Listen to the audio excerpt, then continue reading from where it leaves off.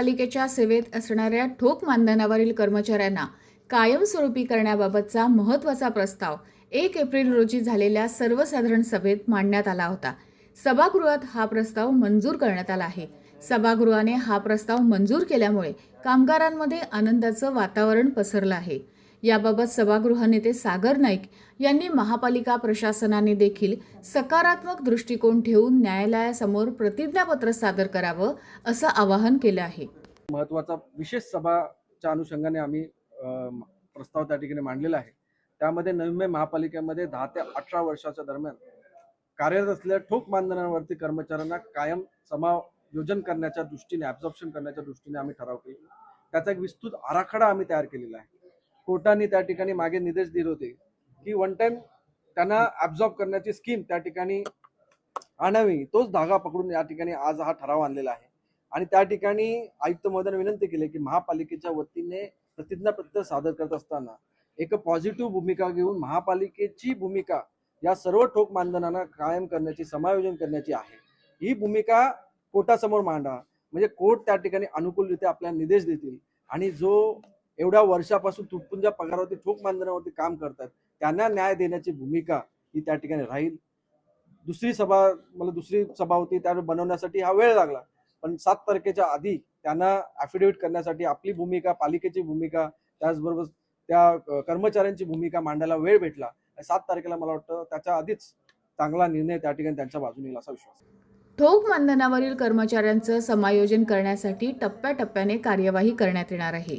त्यासाठी महापालिका आयुक्त, सचिव आणि मुख्य लेखा अधिकारी या 4 प्राधिकरणांनी बिंदू नामावलीनुसार कर्मचाऱ्यांचं समायोजन करायचं असल्याचं सभागृह नेते सागर नाईक यांनी यावेळी सांगितलं.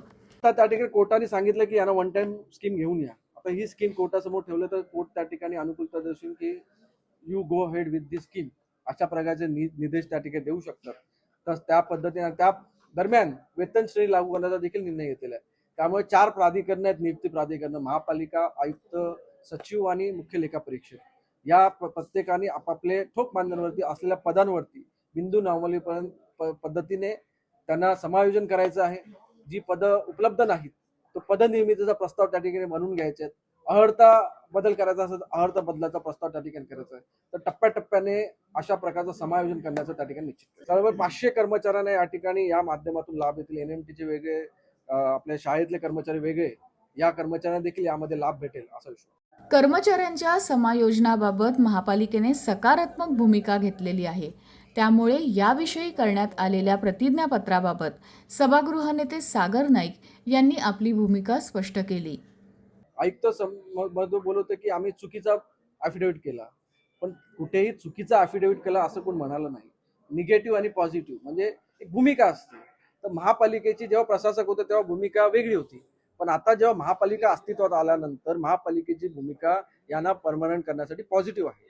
त्यामुळे निगेटिव्ह भूमिका आधी होती म्हणून ते राज्य शासनाला निर्देश देत होते.